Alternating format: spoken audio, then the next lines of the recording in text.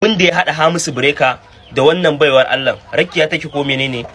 mu da muke tare da shi a koda yaushe mu za mu faɗa muku abin da ya faru da ban so ne magana ba ma amma ana ta kira na akan cewar Bakano ya kamata kai magana Bakano ya kamata kai magana to za mu faɗa muku abin da ya fara haɗa su tun farko wasu mutanen sun zo suna ta cewar Breaker ya yaudare ta ko kuma menene ko kuma menene ko kuma menene ku daina irin wannan ba a irin wannan bai ku ji ta bangaren sa ba duk da cewar tabbas ya yaudare ta amma kuma ba ku ji ta bangaren sa ba sai ku jira ku ji ta bangaren sa ko ba haka ba ni zan faɗa muku dole sai na faɗa muku a yau ran ya ɓaci ne dole sai na faɗa abin da ya haɗa su tun farko a'a ku mutane sai ku zo kuna ba na son in ga mutane ana ta yama didi ana ta faɗan abu ɗaya lokaci ai magana akan abu ɗaya ha ba ku gane mana dole ta kama dole sai na faɗa ne shi ya musu Breaker a lokacin da suke tare da ita yarinyar a lokacin da suke tare ita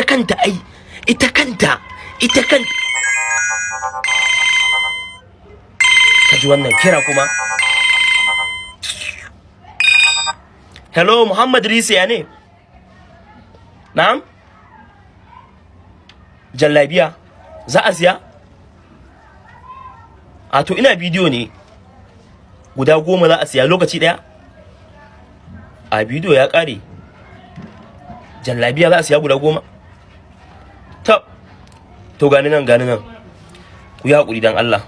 ina zuwa minti daya za a siya jallabiya ta ne kun san dan kasuwa sai da uzuri ina zuwa minti daya dan Allah kai billahi allazi abun mamaki baya karewa a duniyar nan yanzu ku kalli wannan santaleliyar zuƙeƙiyar budurwar nan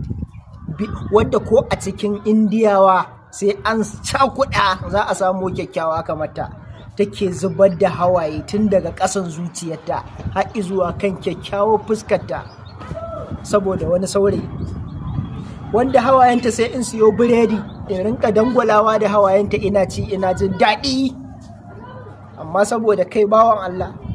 wallahi baka kyauta mana ba kuma kayi asara to wallahi ina mai baka shawara tun kafin lokaci ya ƙure ma ka dai ga tana ƙaunar ka har yanzu ko to alƙur'an ka dawo saboda har ka gama rayuwarka ba za ka taɓa samun mai ƙaunar ka kamar ta ba na rantse da Allah idan kuma ka ƙi ji ba ka ƙi gani ba in dai da mu wallahi ba za ta ji kunya ba tun kafin in shigo in lalata duk wani shiri da kai mata a zuciyarta in tarwatsa duk wani gini da ka gina a zuciyarta to ina baka dama ne ka dawo billahi lazi kakka gan mu kane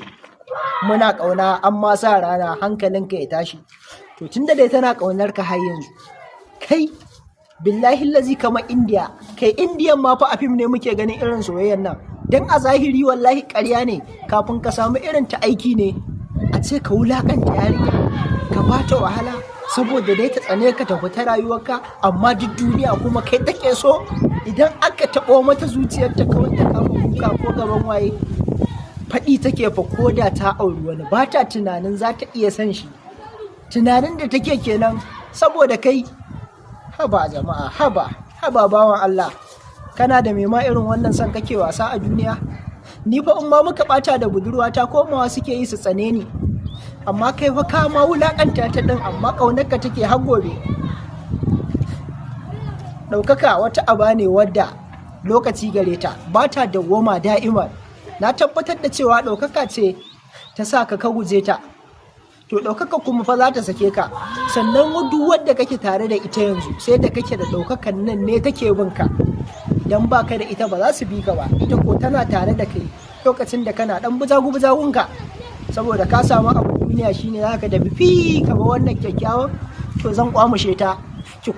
ki kwantar da hankalin ki Rakiya Musa wallahi in dai da mu ba za ki ji kunya ba kawai ki bude mun zuciyarki in zo in lalata duk wani shirin shi na rantse da Allah ni nan ko sharokan da kuke gani bai kai ni iya soyayya ba Allah Rakiya Musa I love you